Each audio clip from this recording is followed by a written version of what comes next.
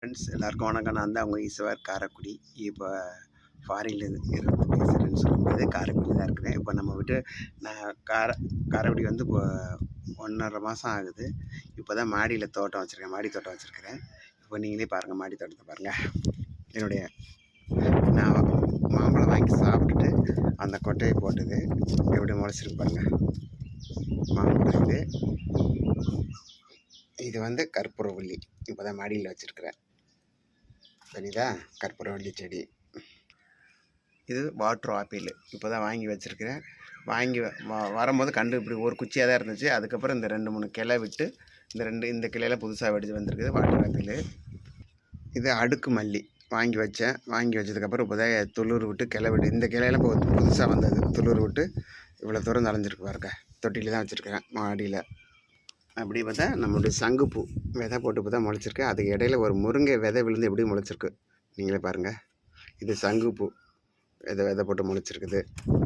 அப்படியே வந்தால் துளசி, நம்மகிட்ட சின்ன துளசியாக வச்சேன் பாருங்கள், எந்த அளவுக்கு வளர்ந்து இப்போ பூ பூத்து விதையே வந்துருச்சு. துளசியிலே விதையே வந்துருச்சு. நீங்களே பாருங்கள். துளசி ரொம்ப நல்லது. இது தாய்வான் கொய்யா, பிங்க் கலரில் இருக்கும்ல, அந்த கொய்யா செடி தான். வச்சதுக்கப்புறம் இப்போ அழகாக துளிர் விட்டு நல்லா தளைஞ்சிருக்குது. கொய்யா தொட்டியில் தான் வச்சுருக்குறேன். தொட்டியில் வச்சு அப்படியே மாமரம், ஒட்டு மாமரம். பழம் வாங்கிட்டு வந்து சாப்பிட்டுட்டு அப்படியே பார்த்தா உள்ளே முளைச்சிருந்துச்சு. அப்படியே தொட்டியில் வச்சுட்டேன். இது ஒரு மாமரம். பழம் சாப்பிட்டுட்டு ஒரே ஒரு கொட்டை தான் போட்டேன். அந்த கொட்டை கொஞ்சம் தூரம் முளைச்சி வந்தது. அதுக்கப்புறம் அந்த செடி முளைக்காமல் அப்படியே நின்று போச்சு பாதியோட. அப்புறம் கொஞ்சம் துளிர்விட்டு மேலே இப்போ தளைஞ்சு வந்தது. அதுக்கப்புறம் கீழே பார்த்தா கீழே ஒரு கண்டு முளைச்சி வந்தது. அது போக பார்த்தா இன்னொரு கண்டு முளைச்சி வருது பாருங்கள்.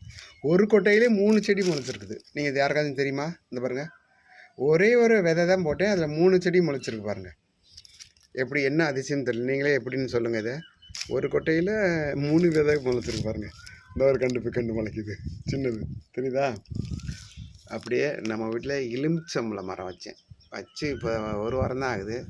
பழைய இலையெல்லாம் துளிர் காஞ்சி போய்ட்டு புதிய இலை துளிர் விட்டு எலுமிச்சை வச்சுருக்கிறேன்.